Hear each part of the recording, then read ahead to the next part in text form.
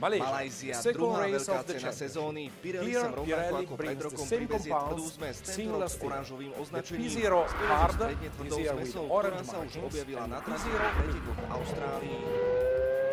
P-Zero Orange je najtvrdšia a najkonzervatívnejšia zmes zo všetkých produktov Pirelli. Je ideálna pre preteky, ktoré kladú výrazné nároky na pneumatiky. Pomerne drsný malajzijský asfalt zvyšuje opotrebovanie teploty a tak na pneumatiku pôsobia v skutku veľké sily.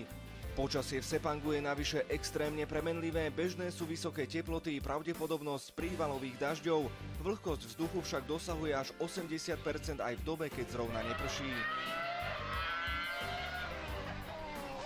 Nová tvrdá zmes je v porovnaní s jej minuloročným predchodcom mäkšia, to znamená, že čo do rýchlosti je podobná stredne tvrdej zmesi z uplynulého roka. Optimálna škála, v akej je využiteľná, sa ale úplne zmenila, teraz je oveľa vyššia a bližšia k mäkkým pneumatikám. Tvrdé gumy pre rok 2013 by mali byť o 4 až 5 sekundy na kolo rýchlejšie ako verzia z roku 2012. K dispozícii budú Malajzii rovnako stredne tvrdé P-Zero White, boli navrhnuté všeobecne ako primárne pneumatiky pre väčšinu pretekov. Malajzii ale perfektne zohrajú rolu mäkšej a agresívnejšej voľby.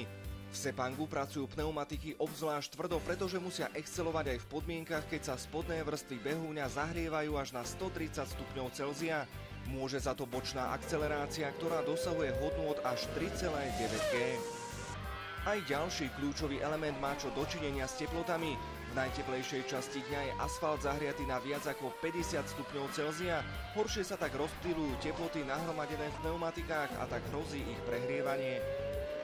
Úroveň opotrebovania bude v dôsledku kombinácie teplôt a drsného povrchu vyššia ako v Austrálii. Lani išiel každý monopost priemerne na 3 zastávky v boxoch. Ako tomu bude tento rok, si budeme musieť počkať.